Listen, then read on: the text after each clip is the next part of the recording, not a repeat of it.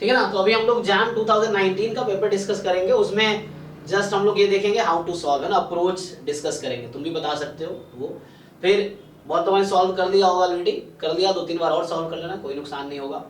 और फिर जो डाउट्स रह जाएंगे वो नेक्स्ट क्लास में हम डिस्कस करेंगे, मैं सॉल्व नेक्स्ट क्लास में करूंगा, आज ऐसे ही डिस्कस करेंगे। ठीक है, तो एक्सपोनेंशियल लैम्डा यूज होगा तो उसका मतलब ये रहेगा, और फाई ए का मतलब बिग फाई ए मतलब सीडीएफ ऑफ नॉर्मल। हाँ सर जब पेपर लगाते हैं तो सर जो कैलकुलेटर यूज है उसमें बड़ी प्रॉब्लम कर नहीं पाते सर इतनी फास्ट तरीके से, या उसमें अलग तरीके से सॉल्व होता है, पहले वैल्यू डालो फिर उसके बाद फंक्शन डालो, तो ये मैं हैबिचुअल नहीं है ऐसे। तो प्रैक्टिस करो ना बार बार, इसलिए अब इतने सारे मॉक टेस्ट है, तो उसके यही तो फायदा है कि आप एक हैबिचुअल हो जाओगे इतने टेस्ट देके, तो यूज करो, उसे याद हो जाएगा ना। अगर 10 टेस्ट में आपने लगातार यूज किए तो याद हो जाएगा कि अच्छा यहाँ पहले ये करना है फिर ये करना है, तो रेगुलर यूज करना पड़ेगा। तो आप मॉक टेस्ट जो दे रहे हो उसमें यूज करो उसको, तो याद हो जाएगा, मतलब प्रैक्टिस करके ही आएगा ना, कि वो हैबिचुअल हैबिट बार बार यूज करोगे तो आपको पता रहेगा अच्छा पहले मुझे फंक्शन इनपुट लेना है या पहले नंबर लेना है, इस तरह से। सर उस एग्जाम में तो सेम ऐसा ही आएगा ना? हाँ हाँ, सेम कैलकुलेटर रहेगा, एग्जाम में वही कैलकुलेटर होंगे। ठीक है ना। तो ये कुछ नोटेशंस बता रहा हूँ मैं, ये फाई ए का मतलब है ना सीडीएफ ऑफ स्टैंडर्ड नॉर्मल, ये सीडीएफ है नॉर्मल का, और ये टी एन अल्फा है ना, टी डिस्ट्रीब्यूशन एन अल्फा। तो यहाँ जो देता है कि टी एन अल्फा का मतलब है वो नंबर जिसके आगे की प्रोबेबिलिटी अल्फा है, जो नोटेशन मैं यूज करता हूँ क्लास में, है ना, उस नंबर के आगे की प्रोबेबिलिटी अल्फा है ना, x more than this is alpha. और ये कुछ डेटा है जो हम यूज करेंगे। चलो क्वेश्चन देखिए, ऐसे ही आज डिस्कस करते हैं, सॉल्व नहीं करूंगा मैं, कोशिश करूंगा ना करूं, मतलब फिर देखते हैं। तो ठीक है, तो पहला क्वेश्चन देखते हैं। ये कह रहा है कि sequence of positive real number है, ठीक है, which of the following statement is always true. Positive real number का सीक्वेंस है, तो एक्सएन कन्वर्जेंट सीक्वेंस है, तो मोनोटोन होगा, यस और नो? No sir. नो, है ना, जैसे -1 की पावर n अपॉन n ले लो, तो ये सीक्वेंस कन्वर्जेंट है, मोनोटोन नहीं है।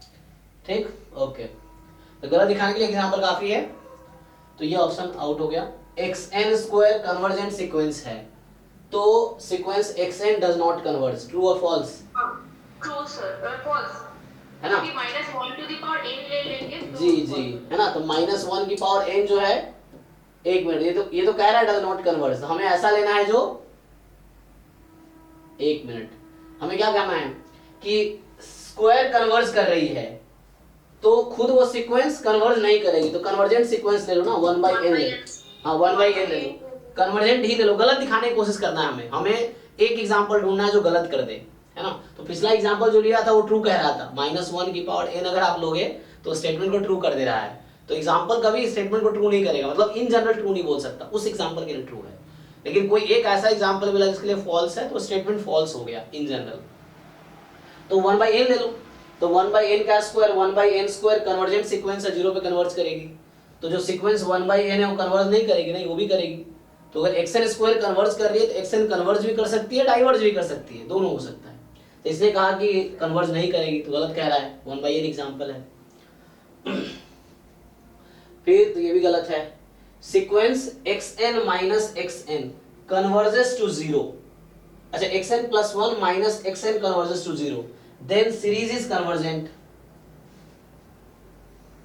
सर ये कॉन्ट्रैक्टिव सीक्वेंस लेने से मतलब कन्वर्जेंस टू 0 कर देंगे। अच्छा, लेकिन यहाँ पे है लेस देन एप्सिलॉन है, तो xn + 1 minus xn less than epsilon है, तो इसका क्या मतलब है, इसका मतलब है ये कॉची सीक्वेंस है ना, तो 1/n ही एग्जांपल ले लो, 1/n के लिए ट्रू आ रहा होगा, लेकिन ये तो फॉल्स हो जाएगा ना, मतलब xn को तुम 1/n ले लो, इसमें तुम 1/n ले लो, तो ये ट्रू आएगा, चेक करो 1/n को, कि 1/n + 1 माइनस 1/n एलसीएम लोगे तो 1/n × n + 1, और वो तुम्हारी क्या आ रही है, 0 पे कन्वर्ज कर रही है, यस। क्या सीरीज 1/n कन्वर्ज करती है? नो, तो आउट हो गया, तो ये भी आउट हो गया। तो आपके पास है ना, एग्जांपल लिया हमने 1/n, जस्ट एग्जांपल। एक थ्योरम ये था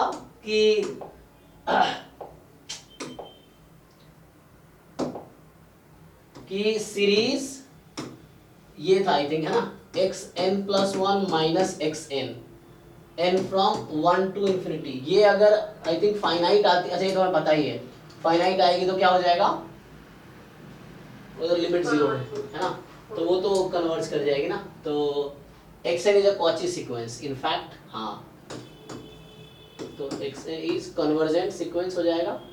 ये तो कन्वर्जेंट होगा ही, xn भी खुद कन्वर्जेंट हो जाएगा नहीं, हाँ, कन्वर्जेंट सीक्वेंस आ जाएगा, हाँ।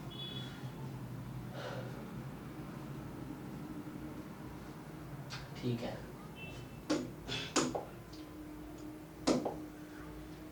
तो ऑब्वियसली ऑप्शन डी ट्रू होगा क्योंकि पहले तीनों गलत दिखा चुके हैं। देख लेते हैं क्या कह रहा है। xn कन्वर्जेंट सीक्वेंस है, तो मान लो xn की लिमिट l है, स्मॉल l, तो e की पावर xn कन्वर्जेंट होगी, सही बात है, e की पावर l उसकी लिमिट हो जाएगी, तो l है ना, l is the limit of xn, तो e की पावर xn की लिमिट e की पावर l हो जाएगी। चलिए दूसरा क्वेश्चन कह रहा है कि कंसीडर द फंक्शन, अब ये फंक्शन ऑफ टू वेरिएबल है, which of the following is true. तो आसान है ना, आप हाँ मतलब क्रिटिकल पॉइंट निकाल लो, fx0 fy0 करके दिख जाएगा, फिर आपको डिसाइड करना है मिनिमा है, मैक्सिमा है, सैडल है, ग्लोब क्या है ना, वो आपको डिसाइड करना है। ट्राई करके आओ ना, बाकी डाउट मैं नेक्स्ट क्लास में सॉल्व करूंगा। अब ये कह रहा है fx दे रखा है, तो f'1 निकालो, तो सिंपल है, हाँ, Leibniz rule of differentiation under integral sign, simply differentiate करके 1 रख दो, आ जाएगा। ये लीनियर ट्रांसफॉर्मेशन 2020 के सिलेबस में था, ये 19 का है ना, सॉरी 19 का, तो इसमें 60-40 का रेशियो होगा, तुम नोट करोगे तो इसमें 60% स्टैट्स होगा, 40% मैथ्स होगा, है ना, क्योंकि 2021 तक है ना 60-40 का रेशियो था, 2022 एंड 23 और 24 है ना, इसमें अभी रेशियो है 70-30 का। तो ये हालांकि अब आपके सिलेबस में नहीं है ना, इस साल ये क्वेश्चन नहीं आएगा, मतलब इस टॉपिक पे नहीं आएगा। लीनियर ट्रांसफॉर्मेशन है, ये दे रखा है आपको, मतलब linear transformation is a function, linear function ये है, ax + b टाइप का समझ लो, not ax + b, ax type का, b नहीं, b 0 ही होगा लीनियर ट्रांसफॉर्मेशन में, b 0 0 होना चाहिए। तो linear transformation just is a function like ax, हाँ ये फंक्शन है सिंपल। तो ये a मैट्रिक्स भी हो सकता है,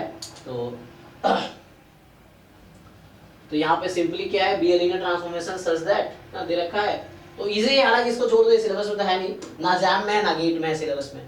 अब क्वेश्चन 5 थोड़ा सा समझा दीजिए सर। तो ये कह रहा है कि टू बायस्ड कॉइन है ना, बायस्ड है तो मतलब सक्सेस हेड टेल का प्रोबेबिलिटी अलग अलग होगा, तो है प्रोबेबिलिटी ऑफ गेटिंग हेड्स, तो पहले कॉइन पे हेड की प्रोबेबिलिटी आने की है और दूसरे कॉइन पे हेड आने की प्रोबेबिलिटी ये है, ओके।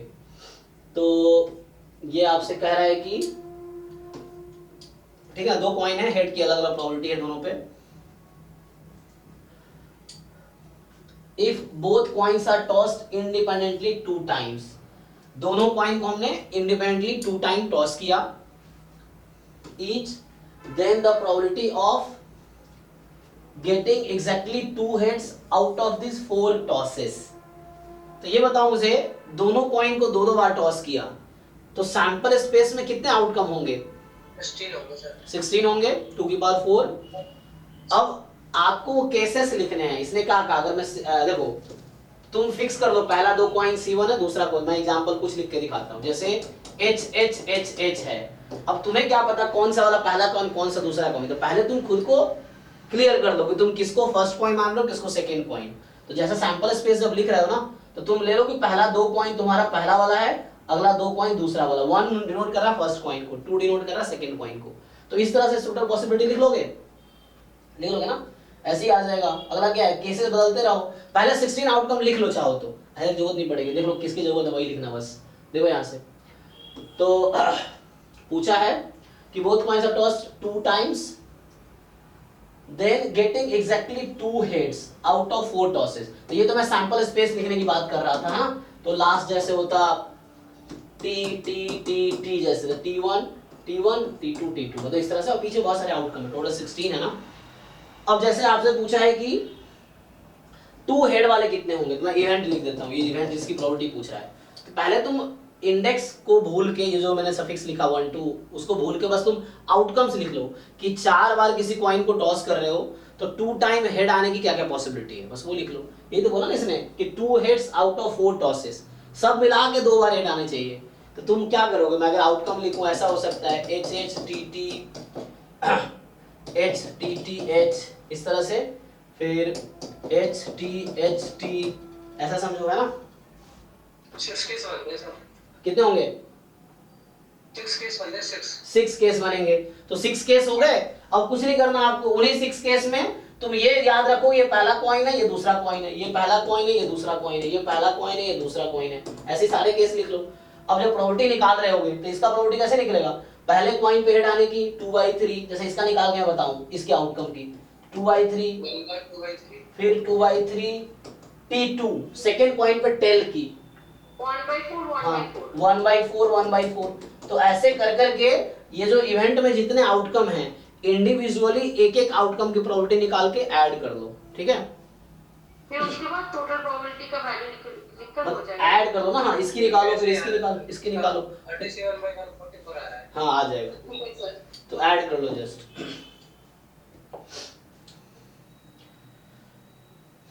ये क्या है कि x कोई रैंडम वेरिएबल है जिसका पीएमएफ दे रखा है आपको, ठीक? तो मतलब डिफरेंट पॉइंट पे, आप इसको टेबल बना के भी सोच सकते हो। तो डिफरेंट पॉइंट पे कि x और px, तो इस तरह से x की वैल्यू -2 -1 0 1 2 ऐसा है।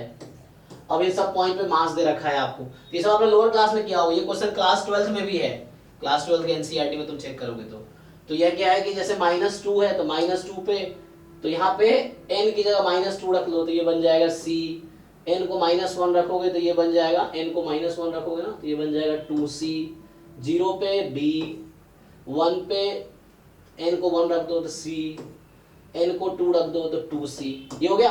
सो नाउ यू हैव, ये टेबल जो बनाया पीएमएफ है, ये और ये सेम चीज ही है। तो x की वैल्यू px पीएमएफ पूछा गया है, तो पहले आपको पता ही होगा कि इन टोटल का सम कितना होता है 1। तो आप एक इक्वेशन यहां से निकल जाएगी कि इन सबको ऐड करके 1 के इक्वल रख दो, तो पहली इक्वेशन आ गई। यहाँ पे 2 अननोन है ना, तो यू हैव 2 अननोन्स, तो आपको 2 इक्वेशन चाहिए। So you need 2 equations. और दूसरा कंडीशन यहाँ से आ जाएगा, एक इक्वेशन यहाँ से आ गई पीएमएफ है तो सबका सम 1, दूसरी इक्वेशन यहाँ से आ जाएगी कि mod x less than equal to 1, इसका मतलब x की वैल्यू -1 0 और 1, तो -1 0 1 इन तीनों को ऐड कर लो, इन तीनों को ऐड कर लो 3c प्लस d बराबर 3/4। 2 इक्वेशंस आ गया, 2 अननोन्स आ गया, तो c और d की वैल्यू निकल जाएगी यहाँ से। अब ex निकाल लो, तो ex पता ही है समेशन xi pi, तो यहाँ चाहो तो एक कॉलम बढ़ा लो x px का, है ना? अब कॉलम बढ़ा लो x px का, फिर इसको ऐड करोगे तो ex आ जाएगा, तो जो इसका सम होगा वो ex आएगा, तो निकल जाएगा ना, सिंपल है। बस सीधी निकालना, बाकी पता ही है डिस्क्रीट में कैसे एक्सपेक्टेशन आता है, समेशन xi pi। ये जो क्वेश्चन है कि x पॉइसन रैंडम वेरिएबल है, और ये इक्वेशन इसलिए दिया है ताकि आप लैम्डा डिसाइड कर सको, है ना? तो इस इक्वेशन से लैम्डा फाइंड हो जाएगा कि लैम्डा क्या है। तो जस्ट पॉइसन, है ना, डिस्ट्रीब्यूशन पीएमएफ है, ये पुट कर दो और यहाँ से आप लैम्डा निकाल लो, तो यहाँ से लैम्डा आ जाएगी। So which of the following statement is true, तो बस उसके बाद दिख जाएगा आपको।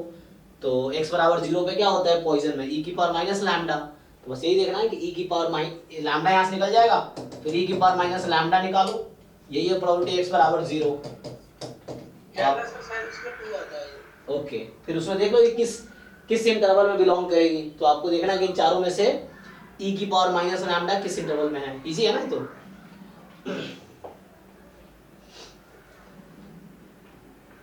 एट्थ, यहाँ भी पॉइजन ही है ऐसे तो, है ना? सपोर्ट देखो क्या है, 0 से स्टार्ट हो रहा है, तो 0 से स्टार्ट हो रहा है तो पॉइजन हो सकता है ना। x1 x2 xn sequence of IID discrete random with PMF, ये पॉइजन ही है, इसको ठीक से लिखोगे तो क्या होगा, लैम्डा बराबर क्या है यहाँ पे log 2।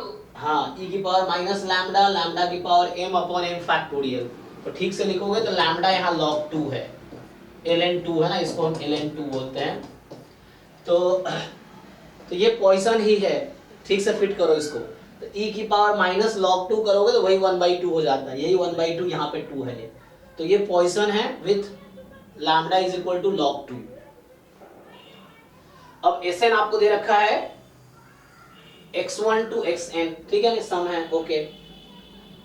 तो which of the following sequence of random variable converges to 0, तो ये तो इजी है ना ये, तो आप बताओ मुझे सीधा हाँ इसको जस्ट सेपरेट कर लो।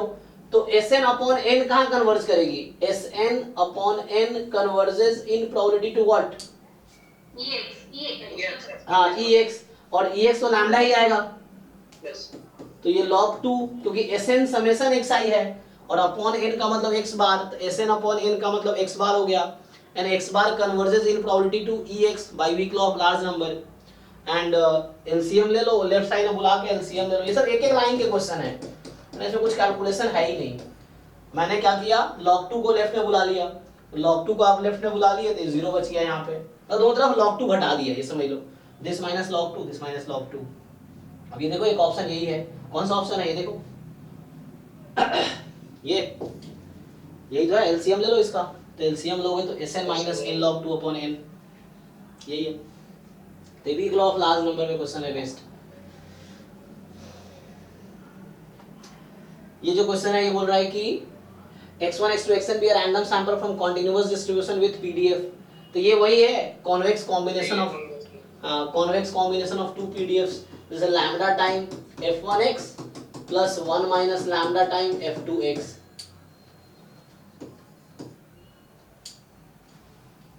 ठीक है, तो ये इससे ब्रेक कर लो, तो देख लो लैम्डा क्या है, क्योंकि ये है इस तरह से होगा, f1 तुम्हारा मिल जाएगा नॉर्मल है ना, ये 2 म्यू कॉमा 1 है ना, तो एक आएगा नॉर्मल 2 म्यू कॉमा 1, और ये क्या है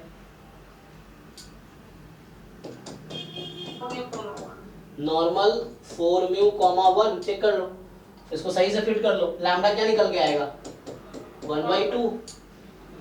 ये आगे देख लो, ये सारी इंफॉर्मेशन आ गई यहाँ से इसमें फिट करके, तो लैम्डा 1/2 है और x1 x2 सब मिल गया। हाँ आप बताओ, मैं पूछ रहा हूँ क्या होगा?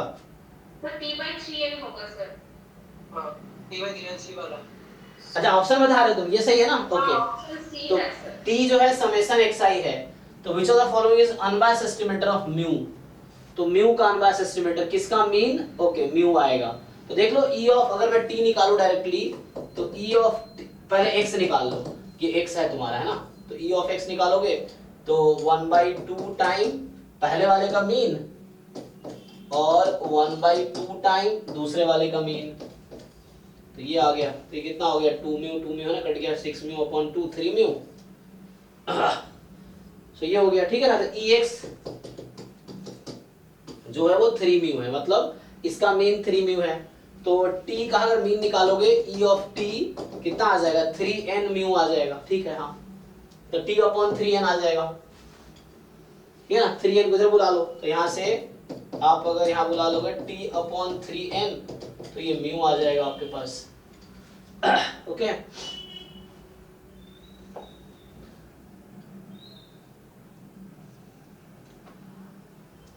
सो ये क्वेश्चन है कि आपको बोल रखा है कि x1 x2 xn random sample है नॉर्मल θ1 में, और instead of observing xi's we observe yi's, जहां yi जो है e की पावर xi है, तो yi इज e की पावर xi। अब i 1 to n है, तो to test theta is equal to 1 against theta is not equal to 1। ठीक है, तो आपसे पूछ रहा है कि based on the random sample this the rejection region of the likelihood ratio test of the form।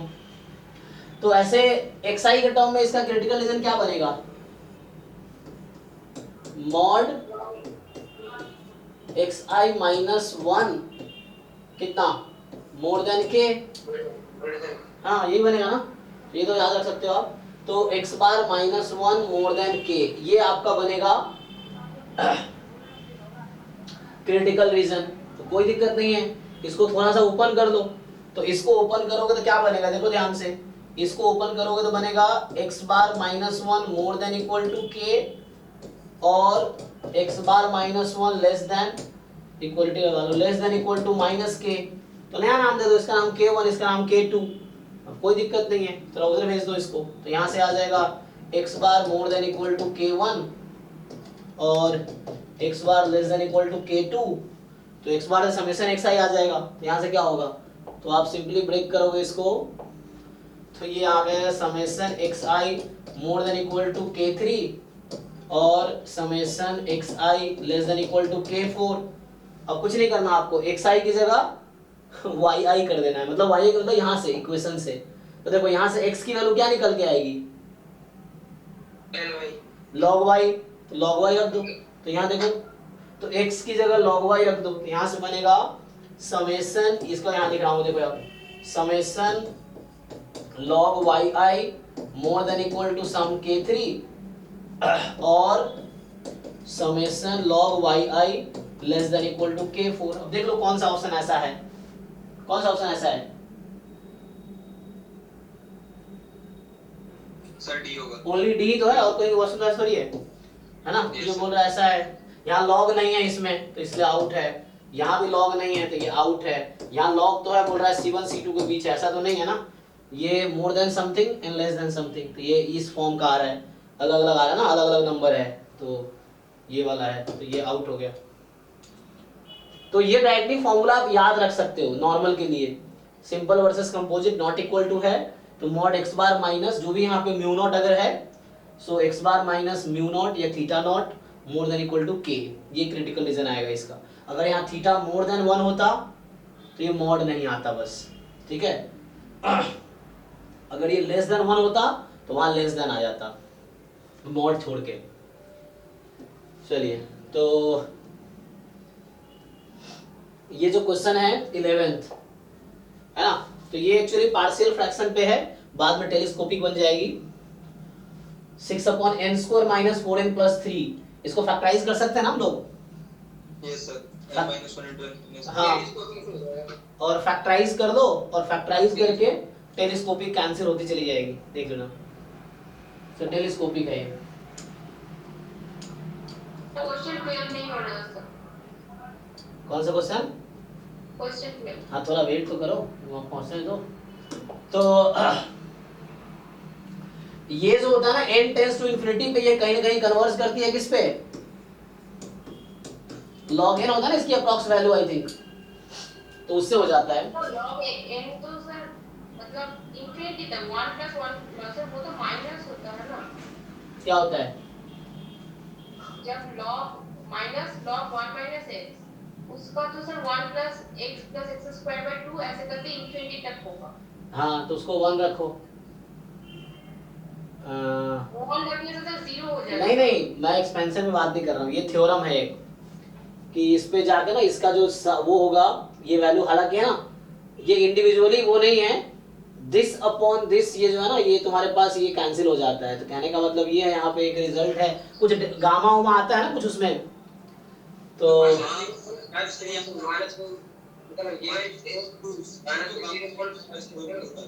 अरे रुको, एक एक करके बोलो, दो दो बोल रहे, समझ नहीं आ रहा।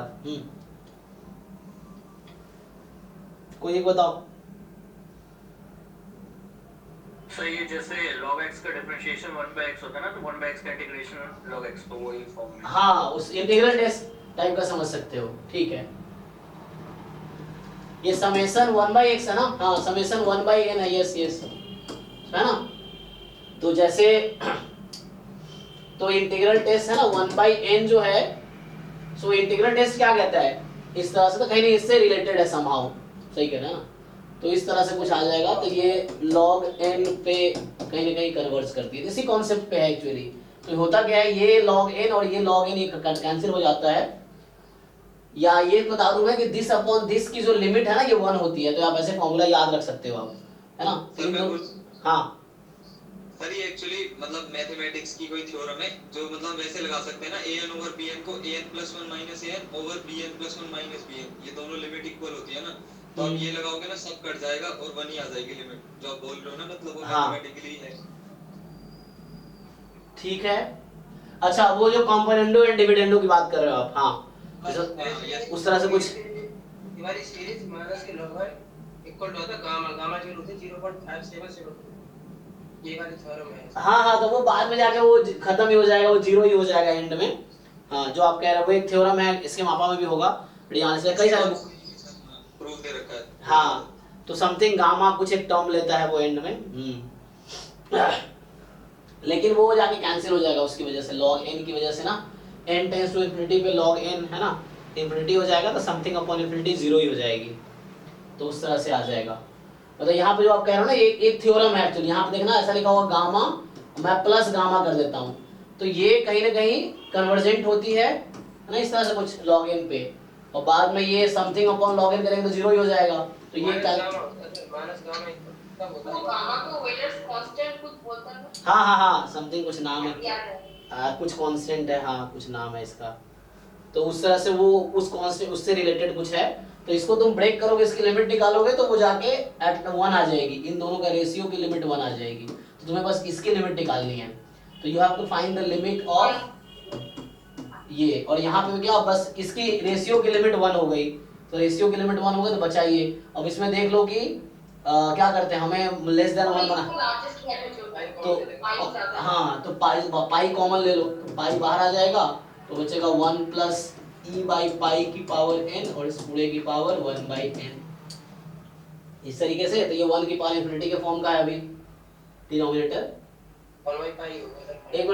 एक मिनट बोल दो, मतलब बाहर कर दिया ना हमने, तो 1 प्लस सर मेरी सर वो जो e बाई पाई है उसका जो रेंज है वो 0 से 1 तक लाइन करेगा, इसीलिए उसका वैल्यू 0 हो रहा है सर, e बाई पाई। हाँ सर लाइन बिटवीन। अच्छा सॉरी, हाँ ये तो पावर 1 बाई n है ना, तो 1 बाई n कहाँ पे जाएगी, ये तो 0 हो गई, और ये कहाँ होगी, 0 हो गई ये भी, तो 1 की पावर 0 कितना 1 ही हो गई, तो ये 1 बाई पाई आ गया। हाँ ठीक है। वैसे डायरेक्टली भी मतलब आपने कर ही दिया, वैसे डायरेक्ट लिया कि मैक्स ऑफ ए भी होगा अगर ऐसी फॉर्म में है तो हाँ। प्लस bn की होता है, तो पाई बड़ा होता है इससे, तो डायरेक्टली पाई आ जाएगा। ठीक है, हाँ वो भी कर सकते हैं।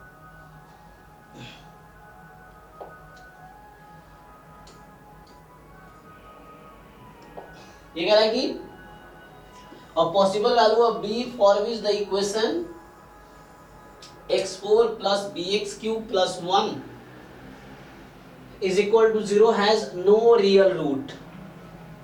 तो इसका एक तरीका है कि सर b, ये मुझे पूछना था, हाँ बनता नहीं है बस bx क्यूब को एक साइड रख लो।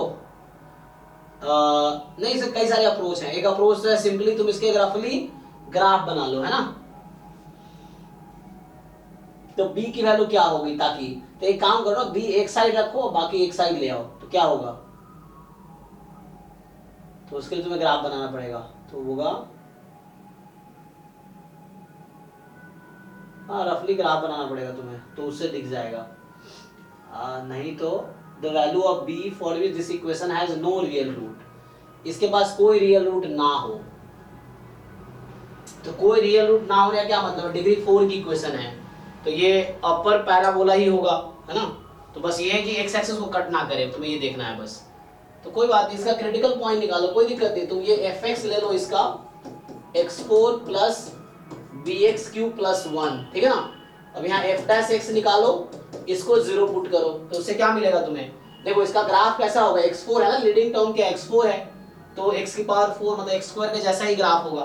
तो नो सॉल्यूशन होने का क्या मतलब है, कि इसका ग्राफ कहीं ना कहीं ऐसा होगा, समझ रहे हो ना, क्योंकि ये पावर 4 है तो x इंफिनिटी है तब इंफिनिटी में जाएगी, ये है, और अगर ऐसा हो गया तो 2 सॉल्यूशंस आ गया। तो तुम्हें यही डिसाइड करना है कि b ऐसा क्या होगा ताकि वैल्यू x एक्सिस के ऊपर ही रहे फंक्शन की।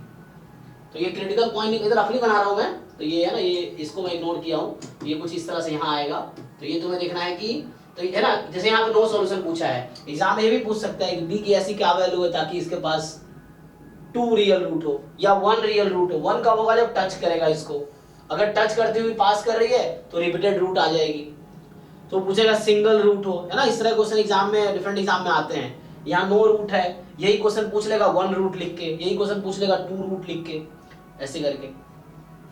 तो आपको पता हो कॉन्सेप्ट क्या है, तो कॉन्सेप्ट में हिंट दे रहा हूं बस, कि this is a function, f dash x को 0 पुट करो, x की कुछ वैल्यू आएगी, फिर है ना तुम इंक्रीजिंग डिक्रीजिंग डिसाइड कर सकते हो, मतलब तो दिख रहा है मिनिमम पॉइंट है, तो वो जो क्रिटिकल पॉइंट आएगी, बस तुम्हें क्या है यहाँ पे कॉन्सेप्ट ध्यान दो।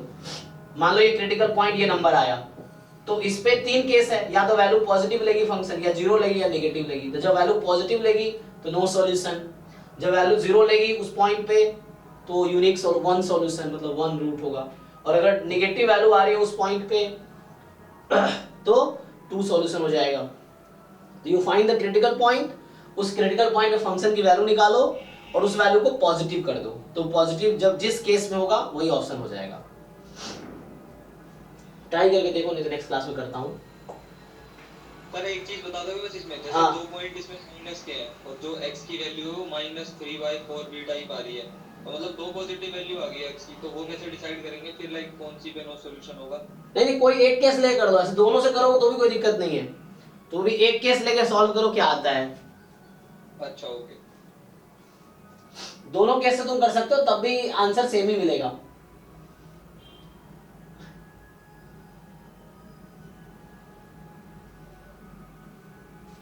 तुम कोई भी एक नंबर डिसाइड कर लो, इसमें कितने क्रिटिकल पॉइंट आए हैं। पर मतलब दो तो x जो ही आ रहे हैं, एक x आ रहा है बस -3/4b।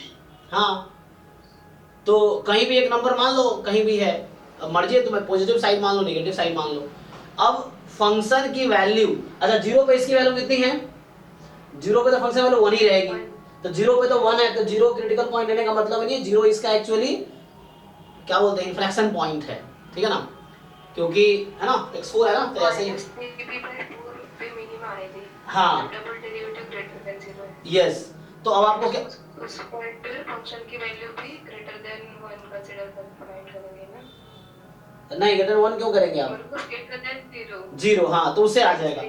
जो भी क्रिटिकल पॉइंट आया है जीरो के अलावा, उस पे इसको पॉजिटिव कर दो, तो यहां से एक b का इंटरवल आ जाएगा, और वही देखो कौन सा ऑप्शन है जो उस इंटरवल को सेटिस्फाई कर रहा है, ये करना है। जो क्रिटिकल पॉइंट आया, मान लो c आया critical point something upon 3b जो बता रहे हो, तो उस पे पॉजिटिव कर दो फंक्शन को, तो वहां से आपको b का एक इंटरवल मिल जाएगा, तो उस इंटरवल के लिए पॉजिटिव है। पॉजिटिव होने का मतलब है कि ग्राफ फंक्शन का x के ऊपर ही रहेगा, तो ग्राफ x के ऊपर ही रहेगा तो नो सॉल्यूशन रहेगा। तो देखो ऐसा b क्या है, ताकि फंक्शन की वैल्यू उस क्रिटिकल पॉइंट पे पॉजिटिव हो, ये देखना है, ठीक है। तो करके देखो, नहीं तो नेक्स्ट क्लास में मैं सॉल्व करता हूं, ट्राई करो पहले। ये जो 14 क्वेश्चन है, ये पूछ रहा है कि let the Taylor polynomial of the degree 20 of this. So degree 20 का टेलर पॉलिनोमियल लिख रहा है एट 0। तो आपको पता है टेलर्स पॉलिनोमियल का फॉर्मूला है ना, वो f0 + f'0 upon 1 factorial x and so on। तो एक पैटर्न मिल जाएगा आपको। तो आपको बोल रहा है कि an x की power n n from the Taylor polynomial लिख दिया, डिग्री 20 का टेलर पॉलिनोमियल लिख दिया।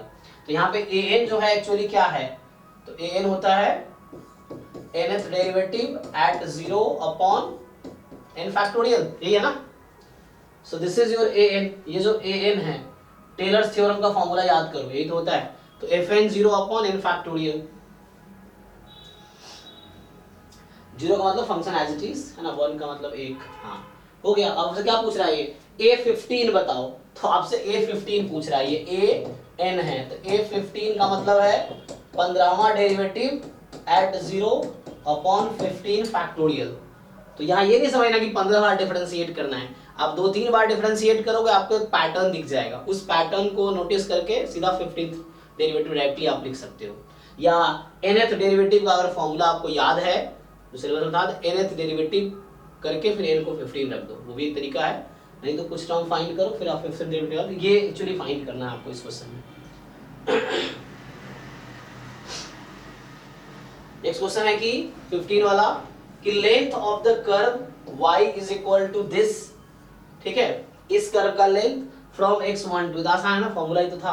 क्या था लेंथ ऑफ कर्व का फॉर्मूला, ये था ना, over 1 plus dy by dx whole square whole square dx, और 1 से 8 में इंटीग्रेट कर लो तो ये आ जाएगा।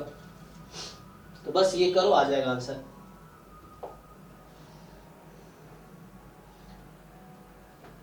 The volume of the solid generated by revolving the region bounded by the parabola this and the line this। ये ग्राफ बना लो, दिख जाएगा। About the line x बराबर 6, तो ग्राफ बनाओ, उससे फिर देखो, है ना। तो y x बराबर 2y² + 4 है, तो इसका मतलब हो गया कि x को y को 0 रखेंगे, x 4 है ना। तो x बराबर 2y² कैसा होगा, x के अराउंड कुछ ऐसा होगा। और तो चूंकि ये ओरिजिन शिफ्टेड नहीं है तो मुझे हटाना पड़ेगा, ये इस तरह कुछ बनेगा। चेक करो है ना, और x बराबर 6 पे ऐसा हो जाएगा। तो ये इसका ग्राफ है 4 पे, और देख लो ये लेंथ ऑफ कर्व यहाँ से आ जाएगा। और इसका आंसर मैच नहीं कर रहा, किया था इसी से नहीं करेगा मैच। तो यहाँ थोड़ा ट्रिक ये है कि इसमें 6 के अराउंड इसका जो रेडियस क्या लोगे, what is the radius? Sir 6 minus x। हाँ 6 माइनस एक्स, क्योंकि ये डिस्टेंस x है और ये डिस्टेंस 6 है, तो ये इतना वाला डिस्टेंस कितना है ये? तो ये टोटल 6 है और ये x है, क्योंकि x कोऑर्डिनेट का मीनिंग क्या होता है? y एक्सिस से डिस्टेंस ना, x coordinate is distance from y axis. और ये जो लाइन x बराबर 6 की मैंने ड्रॉ की है, x बराबर 6 की जो मैंने लाइन ड्रॉ की है यहाँ पे, तो ये 6 डिस्टेंस है y एक्सिस से इसका, तो this distance is 6, this is x। तो ये जो रेडियस है जो रिवॉल्व कर रहे हो तुम उस लाइन के अबाउट, तो रेडियस कितना है उस रिवोल्यूशन का? तो रेडियस इज 6 माइनस x, तो ये यूज करो। तो volume of the solid generated by revolving the region of this, तो क्या फॉर्मूला था इसका? Pi r square, yes sir. और क्या लोगे? पाई आर स्क्वायर dy, क्योंकि y पे है ना ये, तो dy और y की लिमिट, सो -1 2। तो यहाँ देख लेंगे इंटरसेक्शन पॉइंट क्या है, वो दिख जाएगा ना। ये सर -1 to 1। हाँ तो इंटरसेक्शन पॉइंट निकाल लीजिए, -1 to 1 है। तो अब इंटीग्रेट यहाँ 6 माइनस एक्स की वैल्यू यहाँ से निकाल लीजिए सिंप्लीफाई करके, या x की वैल्यू रख दो यहाँ पे, तो ये y के टर्म में आ गया, इंटीग्रेट कर लो इजीली। तो x की वैल्यू ये यूज करो और यहाँ पुट करो और इंटीग्रेट कर लो, आ जाएगा। पाई आर स्क्वायर डी वाई है ना, पाई एक्स स्क्वायर डी वाई है, पाई आर स्क्वायर डी वाई, तो आर यहाँ पे एक्चुअली 6 माइनस एक्स है, तो पाई आर स्क्वायर ही है ना, एरिया इनटू लेंथ वॉल्यूम होता है ना। 17 है कि P कोई 3x3 की मैट्रिक्स है, non this and if there exists a 3x2 real matrix Q and 2x3 real matrix R such that P is equal to QR, okay? P कोई 3x3 की है और Q 3x2 की है, R 2x3 की है, तो P बराबर QR है। एक मिनट, तो पहले तुम मुझे ये बताओ रैंक ऑफ P के बारे में क्या बोल सकते हो तुम यहाँ पे? Less than equal to what,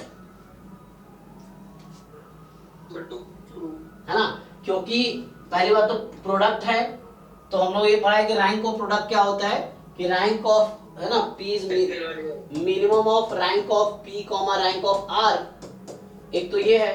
और रैंक P जो हो सकता है क्योंकि 2x3 है तो 2 से कम, सॉरी यहाँ पे Q जो है ये 3x2 है, इसका रैंक 2 से कम ही होगा या मैक्सिमम 2 हो सकता है, तो कहने का मतलब this is less than equal to 2, so rank of P is less than equal to 2 हो जाएगा, ठीक है। So rank of P is less than equal to 2। अब देखो P खुद 3x3 की मैट्रिक्स है और उसका रैंक मैक्सिमम 2 हो सकती है। अब सोचो ये होमोजेनियस सिस्टम है, तो इसके पास यूनिक सॉल्यूशन हो सकता है क्या? है ना, यूनिक सॉल्यूशन कब होता? जब P का रैंक 3 हो जाता, लेकिन 3 रैंक तो पॉसिबल ही नहीं है, तो P का रैंक अगर 3 होता तो रैंक ए ऑगमेंटेड बी बराबर, या अभी थ्योरम लिखा था मैंने पिछले क्लास में कि ax बराबर b में अगर डिटर्मिनेंट a नॉन जीरो है तो इनफाइनाइट नॉन जीरो है तो यूनिक सॉल्यूशन होगा, है ना। तो इसके पास तो b का डिटर्मिनेंट हमेशा जीरो आएगा, तो इसके पास यूनिक सॉल्यूशन नहीं आएगा, इनफाइनाइट सॉल्यूशन आएगा, ठीक है। कह रहा है कि एक ऐसा b एग्जिस्ट करेगा जहां px बराबर b के पास नो सॉल्यूशन होगा। एक मिनट, रैंक ऑफ p और rank of p augmented b, तो p का रैंक क्या हो सकता है? p खुद 3x3 की मैट्रिक्स है ना, p 3x3 की है, सर वही ना, p तो रैंक 2 है तो not equal to 0, not equal to होगा तो फिर नो सॉल्यूशन। हाँ लेकिन b ऐसा है, एक ऐसा b मिल जाए मुझे, तो मिल सकता है।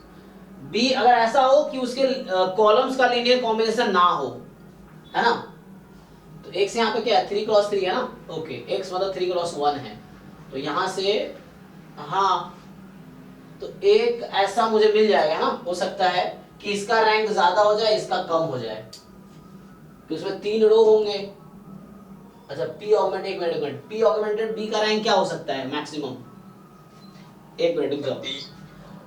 पी का ऑर्डर तो 3x3 है, लेकिन रैंक इसकी मैक्सिमम 2 हो सकती है। पी ऑगमेंटेड बी का ऑर्डर क्या है? Augmented matrix order 3x4। 3x3 है। अरे 3x4 है, सो 3x4, ठीक है ना, एक कॉलम एक्स्ट्रा ऐड होगा यहाँ पे। अरे सोए हुए हो क्या तुम? मैं किसका पूछ रहा हूँ? तो 3 क्रॉस 4 होगा ना, 3 क्रॉस। हाँ मैं ऑगमेंटेड मैट्रिक्स का ऑर्डर पूछ रहा हूँ। हाँ 3x4 हाँ। सो P ऑगमेंटेड B का जो ऑर्डर है वो 3x4 है। अब ये 3x4 है, लेकिन तो यहाँ पे क्या हो सकता है? P का रैंक तो P का रैंक मैक्सिमम 2 है। इसका क्या मतलब है कि नंबर ऑफ लिनियरली इंडिपेंडेंट रोज और कॉलम्स इसके 2 है, लेकिन B हो सकता है ना, B एक ऐसा हो जो उसके लीनियर कॉम्बिनेशन में ना हो कॉलम्स के, तो रैंक ऐड कर सकता है। I think this is okay, है ना, कि there exist B such that Px बराबर B हैज नो सॉल्यूशन। अच्छा तभी रुको और ऑप्शंस देखते हैं तो समझ आ जाएगा। ये सिंगल करेक्ट है ना, okay. So there exist a non zero B। अच्छा B अगर 0 हुआ तो नो सॉल्यूशन रहेगा, इनफाइनाइट सॉल्यूशन हो जाएगा अगर B 0 हुआ तो there exist a non zero B such that this has a unique solution.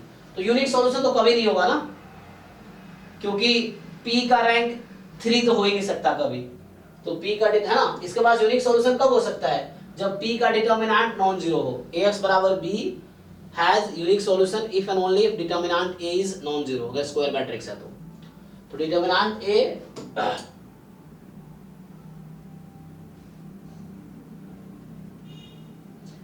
तो डिटर्मिनेंट ये तो गलत कह रहा है, C गलत कह रहा है।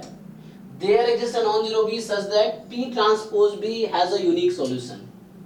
हाँ वो तो हो ही नहीं सकता। तो दोनों सेम ही बात कह रहा है, जो ऑप्शन सी कह रहा है वही ऑप्शन डी कह रहा है, कोई नया नहीं है, क्योंकि P का डिटर्मिनेंट चूंकि 0 है तो P ट्रांसपोज का डिटर्मिनेंट भी 0 होगा, क्योंकि P और P ट्रांसपोज का रैंक सेम होगा, डिटर्मिनेंट सेम होगा, ट्रेस सेम होगा, है ना। तो C और D एक ही बात कह रहा है, तो C गलत है तो D गलत है, इसलिए B सही है। देख लो, ऐसा इसलिए यहाँ पे हो रहा है क्योंकि B हो सकता है एक ऐसा हो जो रैंक है ना, जैसे P का रैंक एग्जांपल के लिए 2 हो गया तो इसका रैंक 3 हो जाएगा, और 3 B की वजह से हो जाएगा। B रैंक में 1 कंट्रीब्यूट कर देगा जब B P के लीनियर कॉलम्स का लीनियर कॉम्बिनेशन नहीं होगा तब।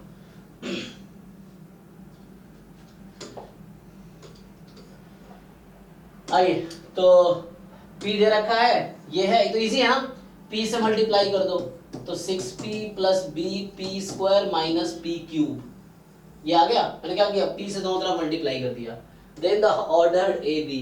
तो सिंपल इसका क्या लिख लोगे, कैरेक्टरिस्टिक पॉलिनोमियल, और ये यही है कैरेक्टरिस्टिक पॉलिनोमियल। हाँ तो कैरेक्टरिस्टिक पॉलिनोमियल से जस्ट तो मैच कर लो, कैरेक्टरिस्टिक पॉलिनोमियल से इसको मैच कर लो जस्ट। यू राइट, ये कैरी हैमिल्टन थ्योरम पे क्वेश्चन है कि you right the characteristic polynomial in every matrix satisfy it's characteristic polynomial.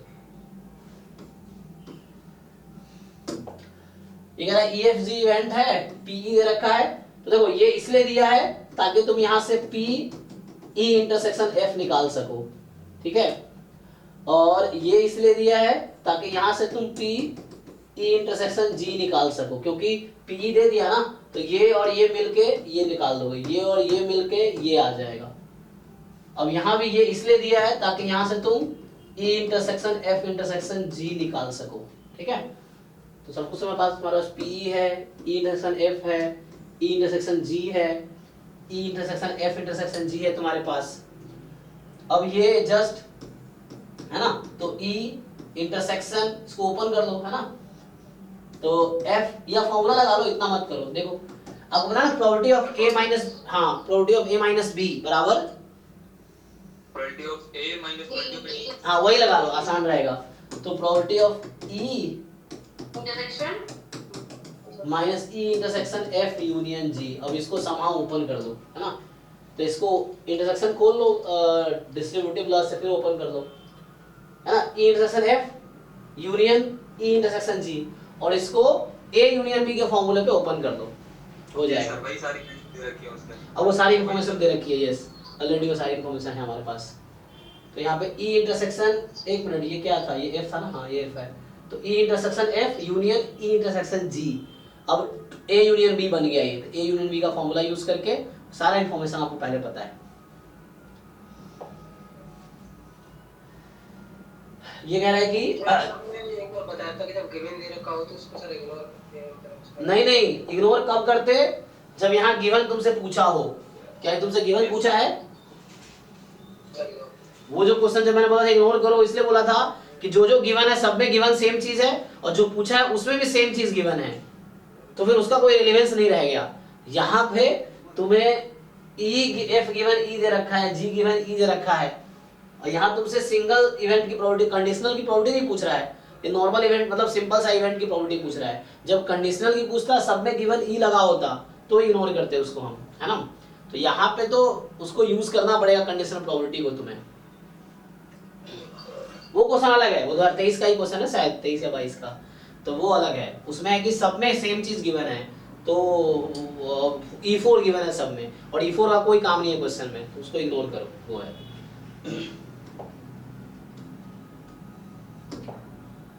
यहाँ पे EF be any two independent event, जहाँ 0 से 1 में 0 से 1 में है, which of the following is not true। तो सिंपल है ना, ये तो आसान है। आप जानते हो कि EF इंडिपेंडेंट है, तो पता है आपको E complement and F are independent, E and F complement are independent, E complement and F complement are independent. उसी पे ये चारों ऑप्शन है, ठीक है। तो सिंपली लिख लेना इसको, नाइदर E नॉर F का मतलब हो गया E intersection, sorry E complement intersection F complement, ठीक है। तो E complement intersection F complement, और ये वही लिखा हुआ है, तो ये स्टेटमेंट ट्रू है। Exactly one of E and F occurs, इसका मतलब हो गया E minus F plus F minus E, मतलब E intersection F complement plus F intersection E complement. तो ये आई थिंक यहाँ प्रॉब्लम है, क्योंकि ये 2 आएगा बीच में शायद, है ना, ये 2 मिसिंग है। हाँ सर 2 आएगा तो यही वाला फॉल्स है, ठीक है ना। यही पूछा है आपसे, कौन सा नॉट ट्रू है, यही है। E occurs but F does not occur, इसका मतलब E इंटरसेक्शन F कॉम्प्लीमेंट, तो E इंटरसेक्शन F कॉम्प्लीमेंट का ये फॉर्मूला ही होता है, तो ये ट्रू है स्टेटमेंट। फिर से E occurs given that F does not occur, यहाँ ध्यान दो, E given F कॉम्प्लीमेंट है, और चूंकि ये इंडिपेंडेंट है तो गिवन हो या ना हो कोई फर्क नहीं पड़ेगा, ठीक है। तो E गिवन, तो गिवन का कोई वैल्यू नहीं है, इसकी कोई वैल्यू नहीं है यहाँ पे, क्योंकि इंडिपेंडेंट है ना, डायरेक्टली PE, तो ये भी ट्रू है ना। तो सिर्फ बी ऑप्शन है फॉल्स है, B is the correct option. इसमें आपने सेकंड वाले क्या फॉर्मूला बताया था? जस्ट एग्जैक्टली 1 है ना, एग्जैक्टली 1 एक ही अकर होगा, तो एक होगा दूसरा नहीं होगा, इसका मतलब है कि E माइनस F और F माइनस E, या E इंटरसेक्शन F कॉम्प्लीमेंट और F इंटरसेक्शन E कॉम्प्लीमेंट, ये है आपके पास।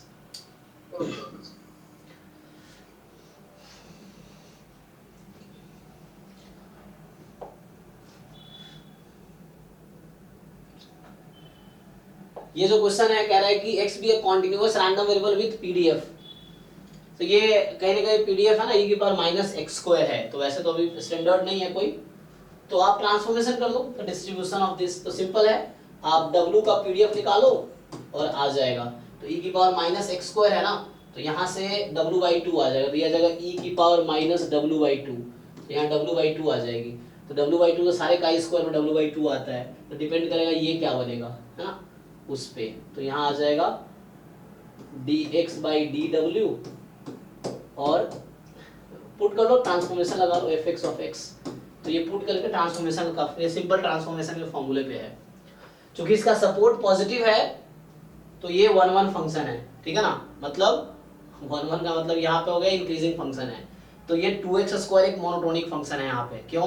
क्योंकि इसका सपोर्ट पॉजिटिव रियल नंबर है, तो पॉजिटिव नंबर पे x² भी इंक्रीजिंग फंक्शन है, ठीक है, तो ये मोनोटोनिक है, डायरेक्टली फॉर्मूला लगा लो, कोई दिक्कत नहीं होगा।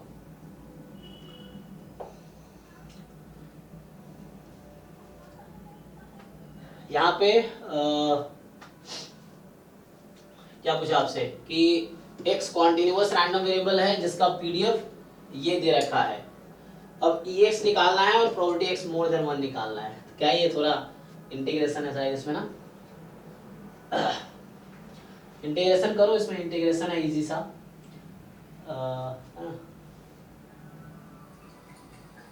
हो जाएगा, सिंपल क्वेश्चन है, मतलब वो एक्सपेक्टेशन निकालने में कितना होता है सर, सिमेट्रिक बनता है वो। हाँ सर ये इंटीग्रेशन इजी है, बस यहीं से दिख रहा है ना, बस इंटीग्रेट कर लो, इसमें कुछ नहीं, बस थोड़ा सा वही सब्स्टिट्यूट, तो दिखता नहीं है कि लिमिट फंक्शन है। हाँ सब्स्टिट्यूशन करके अगर हो तो कर लेना, इंटीग्रेशन है just.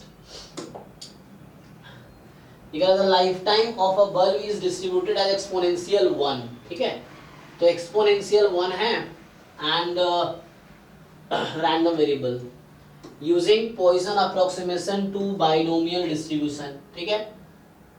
The probability that out of 50 randomly chosen bulb, 50 randomly chosen bulb, n की वैल्यू 50 है यहाँ पे, n is 50, number of trial, at most one fails within 1 month, तो ये p बनाएगा, है ना। तो यहाँ पे जो होगा हमारे पास, है ना, यहाँ क्वेश्चन में 2 रैंडम वेरिएबल से थोड़ा कंफ्यूजिंग रहता है ना। तो आपसे पूछा गया, देखो ध्यान से, पहले पूछा है कि 50 बल्ब में से ज्यादा एक फेल होगा विद इन 1 मंथ, तो हम x यहां लेंगे, नंबर ऑफ बल्ब्स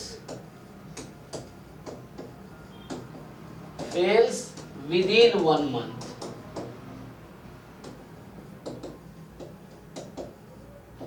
ठीक है। तो ये होगा x is number of bulbs that fails with in 1 month, ठीक है। तो यहां से x का जो डिस्ट्रीब्यूशन होगा ये होगा x इज बाइनोमियल 50, p, अब p है probability that a bulb fails with in 1 month, a bulb fails with in 1 month, ये आपका स्मॉल p है। स्मॉल p निकाल लो यहां से, तो स्मॉल p क्या होगा, सर ये बेसिकली एक्सपोनेंशियल फॉलो कर रहा है ना, तो प्रोबेबिलिटी x लेस देन 1/12 निकालना तो ये पड़ेगा। बता रखा है कि लाइफ टाइम जो है ईयर्स में वो एक्सपोनेंशियल 1 है, तो एक t रैंडम वेरिएबल ले लो, तो यहाँ है life time is less then 1 month, तो 1 मंथ, लेकिन यहाँ लाइफ टाइम किस में बात कर रहा है, ये ईयर्स में, है ना। तो 1 मंथ कितने ईयर हो जाएगा, 1/12, तो स्मॉल p जो है ना ये आएगा कि एक बल्ब 1 महीने से पहले फेल हो जाएगी, इसकी क्या प्रोबेबिलिटी है, तो मतलब ये t life time less than 1 month, तो ये आ गया CDF ऑफ t एट 1/12। तो CDF जो होता है एक्सपोनेंशियल का 1 माइनस e की पावर माइनस t, तो माइनस 1/12, तो ये अप्रोक्सीमेट कर लो, ठीक है। तो अभी p आपके पास ये क्वांटिटी आ गई, अब आपको इसको अप्रोक्सीमेट करना है, तो अप्रोक्सीमेट करने का मतलब है x को क्या लेना है मुझे, अब पॉइजन, पॉइजन सर, तो पॉइजन में क्या बन जाएगा ये, लैम्डा भी हो जाएगा 50, हाँ, तो पॉइजन में लैम्डा इज np, तो np का मतलब 50p, तो 50 टाइम्स p, देख लो 50 टाइम p क्या आता है, p आपके पास ये है, इसको 50 से मल्टीप्लाई कर दो,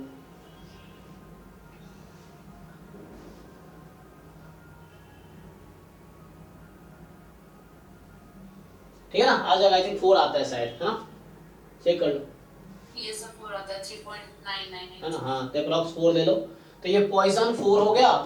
अब पॉइजन 4 में फाइनल एक्चुअली क्या फाइंड करना था, देखो फाइंड करना था कि out of 50 bulb at most 1 fails, तो मुझे एक्चुअली इस क्वेश्चन में फाइंड करना है probability at most 1, x less than equal to 1 निकालना है ना, ज्यादा 1, तो मतलब x बराबर 0 प्लस x बराबर 1, ये दोनों क्वांटिटी फाइंड करो पॉइजन 4 में, तो x का डिस्ट्रीब्यूशन अप्रोक्सीमेशन के बाद आया पॉइजन 4 है, पॉइजन 4 में आप x is equal to 0 and x is equal to 1 पे प्रोबेबिलिटी निकाल लो, ठीक है।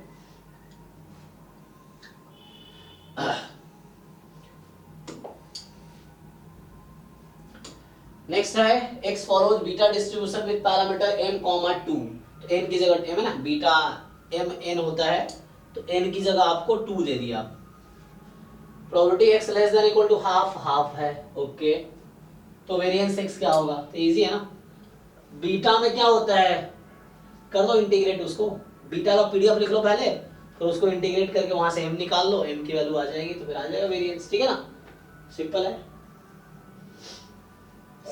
CDF बराबर हाफ दे रखा है, CDF से भी कर सकते हो आप कि CDF एट हाफ बराबर हाफ, तो CDF हाफ है।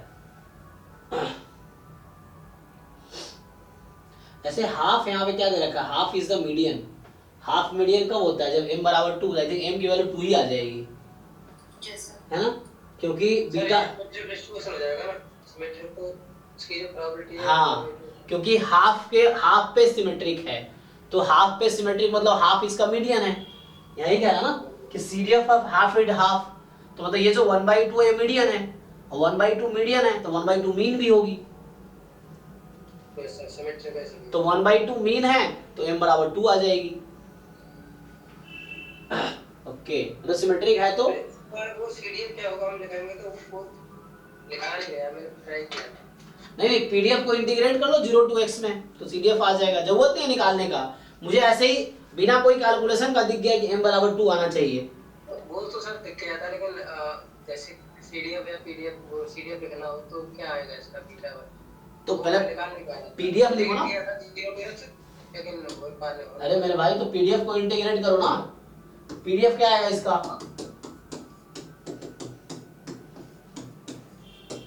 सर ये भी तो नहीं पता चल रहा है वैसे इसमें ये कौन सा वाला बीटा वाला कौन सा है। नहीं, सिर्फ बीटा लिखा है तो बीटा फर्स्ट काइंड ही है ना, कहीं पे सिर्फ बीटा डिस्ट्रीब्यूशन लिखता है तो बीटा फर्स्ट काइंड है। ये हो गया, देखो अब इसको करो ना इंटीग्रेट तुम 0 से, अब तो नेचुरल में यही कंफ्यूजन था कि कौन सा वाला मानेंगे जब हम CDF, ठीक है ना, तो जब भी बीटा लिखा हो मतलब बीटा फर्स्ट काइंड है वो।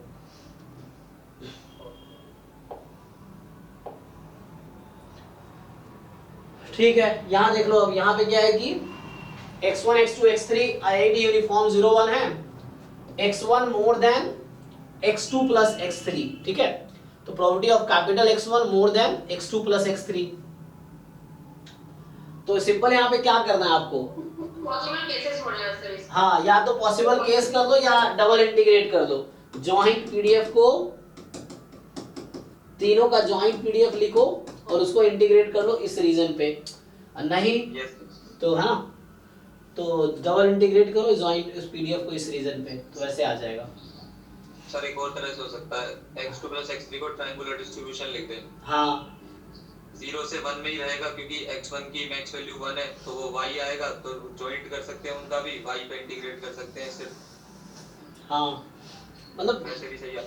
कर सकते हो, या सिंपली ऐसे 3 केसेस बनेंगे, है ना, x1 more than x2 plus x3, x2 more than x1 plus x3, x3 more than x2 plus, है ना, तो इस तरह कितने केसेस बनेंगे टोटल, 6 केसेस, हाँ, क्योंकि मोर देन या लेस देन कुछ भी हो सकता है ना, आप मल्टीप्लिकेशन करके 6 केसेस बन रहा है। हाँ 6 केस बनेगा, this is one of the 6 case, तो इसका आंसर 1/6 आता होगा।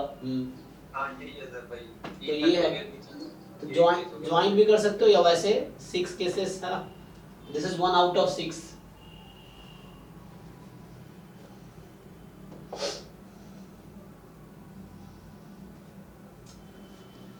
ये 26 है, XY भी द IID यूनिफॉर्म 01, तो XY IID यूनिफॉर्म 01 है, तो बोल रहा है expectation of x given x more than y, तो कोई दिक्कत नहीं है, आप जैसे डेफिनेशन लिखते हैं, तो इसका अगर कोई डेफिनेशन लिखेगा तो क्या होगा, एक्सपेक्टेशन ऑफ x आप कैसे डिफाइन करते हैं, x टाइम, लेकिन यहाँ पे y भी है ना, तो यहाँ पे आ जाएगा x, यहाँ डबल इंटीग्रेट करना पड़ेगा हमें, f ऑफ एक्स वाई, यहाँ तो आ जाएगा probability x more than y, ठीक है, और यहाँ पे क्या लिखूं पहले मैं, dx dy या dy dx, तो पहले dy ही कर लो, dy dx कर लेते हैं, तो y की लिमिट क्या होगी यहाँ पे, इसमें इंटरसेक्शन होता है ना न्यूमरेटर में, तो y की लिमिट 0 to x है ना, y है ना, तो लेस देन x है, तो स्टार्ट कहाँ से होगा, तो ये तो यूनिफॉर्म 0 वाला, तो स्टार्ट 0 से होगा, तो 0 से x, और x की लिमिट क्या 0 to 1, ये हो गया, और ये अलग से निकाल लो, ये तो कॉन्टिन्यूअस है ना, तो ये तो हाफ ही आ जाएगा, है ना। x मोर देन y या x less than y half ही आएगा अगर x y IID है तो। हो गया, देख लो। तो वहां क्या हुआ, x time joint PDF divide dx। अब जब इंटरसेक्शन आप लेते हो, ऐसे सपोर्ट x का था 0 to 1, लेकिन इंटरसेक्शन है ना, आपको पता है कि probability of a given b में न्यूमरेटर में a इंटरसेक्शन b आता है अपॉन b, ये कहीं ना कहीं, तो ये जो गिवन वाला है ये भी उसके सपोर्ट में इंटरफेयर करेगा, ठीक है। ऐसे x का सपोर्ट 0 to 1 था, y का 0 to 1, लेकिन वैसा है इस तरह से। तो ये इसका मैं अगर आपको समझाऊं, ये कुछ ऐसा है कि इसका अगर फॉर्मूला लिखूं मैं, कि जैसे कभी ऐसा आ जाए, है ना, जैसे e of g of x, y given कोई अलग फंक्शन हो गया ना, जैसे अभी था x मोर देन y, ये है, तो इसमें कोई दिक्कत नहीं है। इसका जो फॉर्मूला होगा double integration gxy joint PDF of xy dy dx। अब देख लो, अगर जैसे यहाँ पे यूनिफॉर्म 0 1 था, तो डिपेंड करता है कहाँ से स्टार्ट हो रहा है ना। अगर मान लो इन जनरल में कोई भी ले लो डिस्ट्रीब्यूशन, तो y होगा माइनस इंफिनिटी से x यहाँ पे, और x होगा माइनस इंफिनिटी से प्लस इंफिनिटी, अपॉन में probability x more than y। तो ये इसका फॉर्मूला है।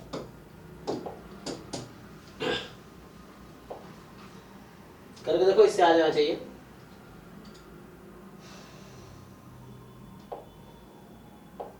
ठीक है, तो ये आगे देखते हैं, ट्राई करके आना, नेक्स्ट क्लास में डाउट बताऊंगा, इसको सॉल्व करके आना।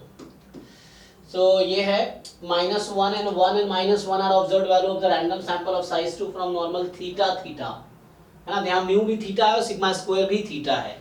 तो आपसे पूछ रहा है कि then MLE of theta is, theta का MLE क्या होगा, तो क्या आता है MLE? तो सिंपल है, पहले लाइक्लीहुड फंक्शन लिख लो और लाइक्लीहुड फंक्शन को फिर मैक्सिमाइज कर लो। तो लॉग लाइक्लीहुड फंक्शन लेके मैक्सिमाइज कर लो, थीटा की जो वैल्यू निकल के आएगी वो आंसर हो जाएगा। डेफिनेशन लगाओ लाइक्लीहुड फंक्शन का। ये कह रहा है x1 x2 be the random sample from continuous distribution with PDF। ये आपको शिफ्टेड एक्सपोनेंशियल है ना। तो यहाँ पे मतलब अगर x माइनस थीटा को मैं y मान लूं, तो x माइनस थीटा यहाँ एक्सपोनेंशियल थीटा हो जाएगा। ओके, तो इजी है, उससे कर दो। लाइक्लीहुड फंक्शन पहले लिख लो यहाँ पे, कंप्लीट सफिशिएंट है ना। तो ये एक्चुअली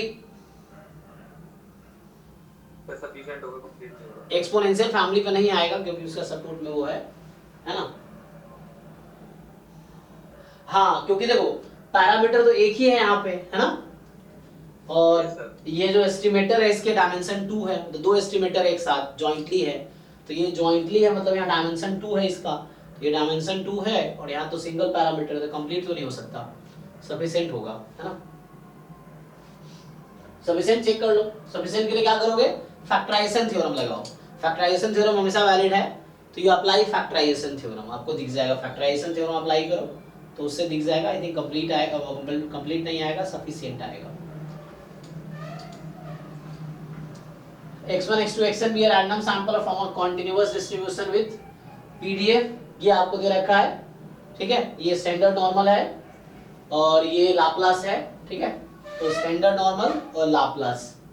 अब आपको क्या करना है, रिजेक्ट कर रहा है ना, rejecting region of the most powerful test of size alpha of the form this. तो इजी है, सिंपल है ना, वो लगा लो सिंपल। क्या बोलते हो, लाइक्लीहुड रेशियो टेस्ट लगा लो, LH0/LH1।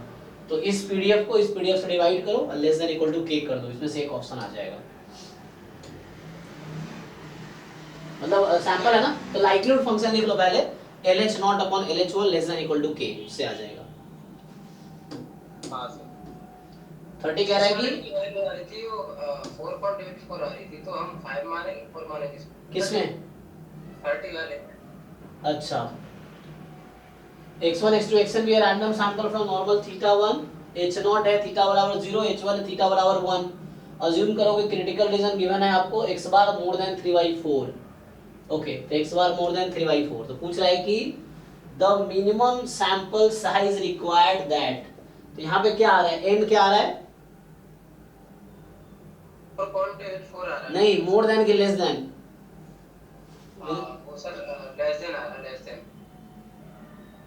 नहीं, मोर देन आ रहा होगा, मिनिमम पूछना है ना, Yes, more than R. तो चलो एन मोर देन समथिंग आएगा, चेक करो। तो मुझसे मिनिमम पूछना है ना, मिनिमम, जैसे मिनिमम कब होगा, जब एन के पास बहुत सारी हायर चॉइसेस है, उसमें सबसे छोटा चुनना है मुझे। तो n more than equal to मान लो अगर 4.8 आ गया सपोज, इसका मतलब 4 ही मिनिमम हो जाएगी फिर तो, अगर वैसा है तो। इनइक्वालिटी देख लो, इनइक्वालिटी क्या आ रही है, फिर पॉसिबल वैल्यूज लिख लो। अगर n मान लो आ रहा है मोर देन इक्वल टू 4.8, तो अच्छा sorry more than equal to है ना, ओ तो n more than equal to 4.8 है, तो मतलब n की वैल्यू 5, 6, 7, 8, 9, 10 हो सकती है, तो मिनिमम 5 होगी, ठीक है ना, क्योंकि मोर देन इक्वल टू 4.8 है ना, या मोर देन 4.8 है, तो n की मिनिमम वैल्यू 5 होगी। अगर n मोर देन 4.8 है तो n की मिनिमम वैल्यू 5 होगी, है ना, क्योंकि 4.8 से आगे जाना है तुम्हें, पीछे नहीं आने हैं। तो 5, 6, 7, 8, 9 these are the choices, तो minimum is 5.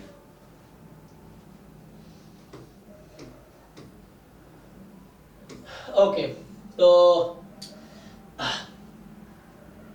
this be a sequence of positive real numbers such that series xn converges. कितना टाइम हुआ है, टाइम भी खत्म होने वाला, कोई नहीं 30 तक ट्राई करके आओ या पूरा कंप्लीट करके आना, तो नेक्स्ट क्लास में देखेंगे।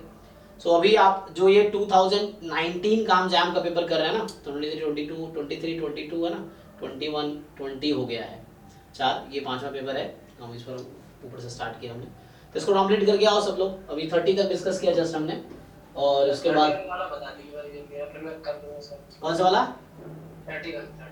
31, इसको तो इसमें क्या है कि sequence of positive real number है कि सीरीज xn कन्वर्ज कर रही है, इसका क्या मतलब है, लिमिट ऑफ xn क्या होगी, 0।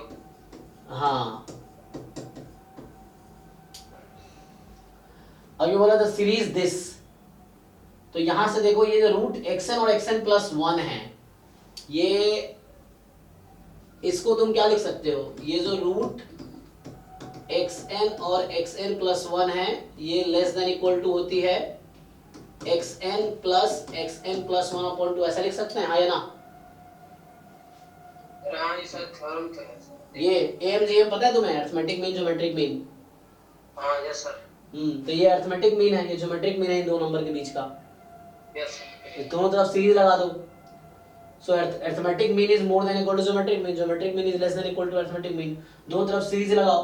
तुम्हें बता रखा है ये कन्वर्ज कर रही है, बता रखा ना कन्वर्ज कर रही है, तो जब सीरीज लगाओगे तो यहाँ पे सीरीज लगेगी, ये भी कन्वर्ज करेगी, यहाँ पे सीरीज लगेगी, ये भी कन्वर्ज करेगी, तो पूरा कन्वर्ज कर गई। और लार्जर जब लार्जर सीक्वेंस के करस्पॉन्डिंग सीरीज कन्वर्ज कर रही है, तो ये वाली सीरीज क्या होगी, कन्वर्ज करेगी, तो ये ओके है।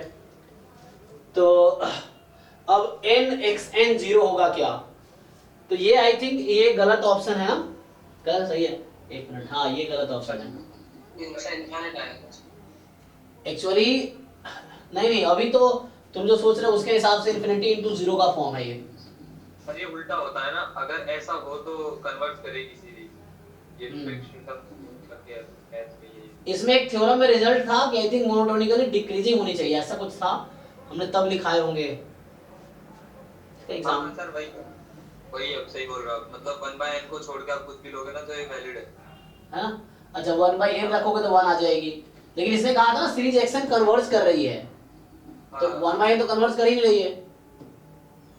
तो उसके अलावा जैसे मान लो 1/n² ले लो आप, तो वो फिर n into 1/n² 0 हो रहा है ना, और 1/n² कन्वर्ज करता है 1/2 की पावर n ले लो, अच्छा ऐसे ट्रू आ जाएगा, वैसे ये ऑप्शन ट्रू है, ऑप्शन ये फॉल्स है। ये ऑप्शन फॉल्स इसलिए है क्योंकि इसने कहा है जस्ट पॉजिटिव रियल नंबर है ना, sequence of positive real number है जिसके लिए सीरीज कन्वर्ज कर रही है, तो ये स्टेटमेंट ट्रू होगा अगर मुझे दे रखा हो कि xn is a monotonic sequence. हाँ मोनोटोनिक के लिए ओके है, मोनोटोनिक कहीं लिखा नहीं ना इसने तो xn के बारे में, हाँ ये होता है, जैसे हम जो एग्जांपल ले रहे हैं वो ऐसे एग्जांपल्स ले रहे हैं जो मोनोटोन हैं, ऐसे ले रहे हैं ना। चलो एक एग्जांपल लो ये एग्जांपल लो -1, अच्छा लेकिन इसने कहा sequence of positive real number, तो मैं अगर ऐसा लूंगा तो गड़बड़ है ना, ये तो ये पॉजिटिव रियल नंबर का सीक्वेंस है, तो ये नहीं ले सकता मैं, लेकिन ऐसे दो टर्म वाले होते हैं ना जहाँ पे दो अलग अलग टर्म्स होते हैं, हाँ, तो ये स्टेटमेंट गलत है, मतलब ये स्टेटमेंट ट्रू तब होता है, मतलब ये थ्योरम है कि लाइक जो तुम्हारे पास सीक्वेंस जो है ना, excel is monotonic sequence and corresponding series converges, ठीक है ना, then n a n zero होगा। If a n is excel is a monotonic sequence and series a n जो है कन्वर्ज कर रही है, देन ये ओके होगा, अदरवाइज ये फॉल्स होगा। इसमें आंसर क्या दे रखा है इसका? सर ए और सी, ए और सी, साइन 1 cos 1/n ऐसा कुछ लेके देख लो, क्योंकि 1/n sin 1/n नहीं कन्वर्ट करता और cos वाला करता है शायद, मतलब इनमें होता है, तो एक गलत हो जाएगा फिर फॉर श्योर।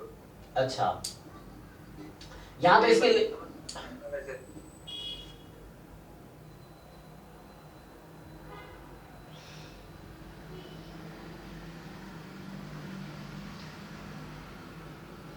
सर ये तो उसी से गलत हो गया कि वो अच्छा 1/n² ले लेना है। हाँ, तो वैसे भी ना कोई एग्जांपल लेके आप कर सकते हैं, ठीक है। जैसे यहाँ पे ना देखो, शुरू में अगर गलत प्रूफ करना है ना तो एग्जांपल ले लो, उससे गलत हो जाएगा। जैसे मान लो समेशन 1/n² इस स्टेटमेंट पे फिट बैठती है, तो समेशन 1/n² फिट बैठ रही है इस पे, तो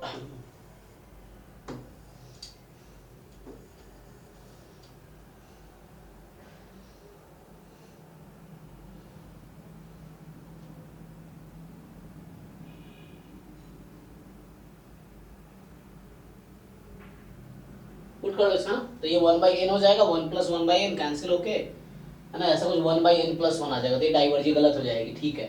तो xn को 1/n² दे लीजिए, उससे ये गलत हो जाएगी। अब इसको प्रूव करना है तो कंपैरिजन कर लो किसी के साथ। अरे तो ये है ना sin² xn अपॉन क्या करूं, xn, इसकी लिमिट कितनी आएगी? Limit n times infinity. Limit comparison test अगर लगाऊं तो